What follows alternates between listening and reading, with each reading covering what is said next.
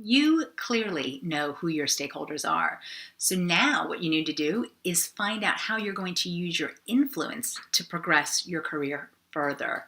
Well, if that sounds interesting, I've got two simple ways that you can use influence, that is yours and other people's, to get ahead, even with the doubters. And trust me, these techniques work hugely well. So let's get started. But before we do, please subscribe to our channel. And for more tips like this, click the little bell icon, because then you'll get a notification every time we upload a new video.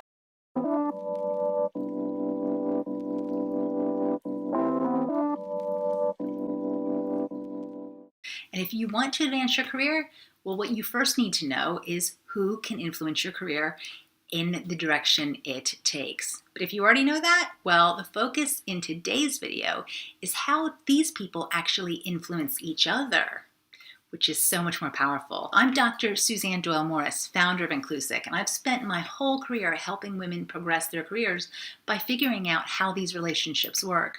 This video is going to give you two really simple techniques that will help you use your influence and other people's, even the doubters, to advance your career. And what I advise is, if you haven't yet completed your stakeholder map, go back to my first video, part 1, on stakeholder mapping techniques video, and do that. I'll wait for you here.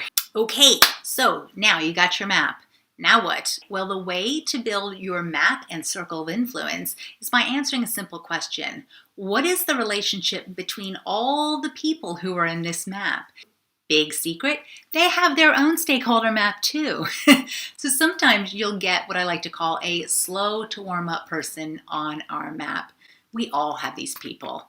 These are the ones who are difficult, the ones who don't get all your awesome jokes, even the ones who perhaps have seen you make a few mistakes.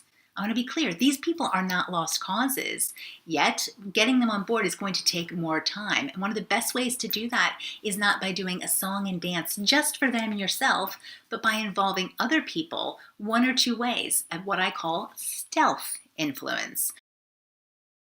Now, the first is by getting someone that they like or admire to sing your praises. So one coaching client of mine had a detractor when she started from day one. He'd actually been dubious about her appointment to the firm. He was named John. Now, she didn't waste any time primarily trying to impress John, because that actually was not getting her anywhere fast. Instead, what she did was impress the people who actually impressed John. That meant it was simply harder for John to maintain a negative judgment of her when he'd hear things routinely through the office, like, "Sarah is a breath of fresh air," or, "You wouldn't believe what the funny comment Sarah made in today's meeting." John eventually came on board, and they worked better together. Not because he originally rated Sarah. As you'll remember, he didn't. He just became harder for him to ignore all of the great things he was hearing about her from people he actually really respected. So think back. Have you ever used stealth influence to get noticed by the right people? Okay, so that's the first way that stealth influence works. The second way is helping Mr. Slow to warm up look good to his or her own stakeholders. So credit the good ideas that they have publicly. People love getting credit for their ideas, and if you can be the person who sees their genius, well, they will thaw a bit with time. Now, this isn't about lying or sucking up, but finding the kernel of a good idea or comment when you hear it, so that you can share it with other people, giving them full credit for that idea. All this influence by stealth is so powerful, and I've seen many of my clients get promotions simply by knowing how and when to use these techniques. Set yourself a goal of raising your scores for these people, even a single point at a time. And if you do that, well, you're going to get a promotion in less time than you think, simply by being strategic about how you influence the right stakeholders and get them to influence each other. So now you know who to influence. You might want to be looking for our next video on impressing your boss. That video gives great techniques that are going to help further your influencing skills and help you move those stakeholders, again, one score at a time. Because remember, Rome was not built in a day.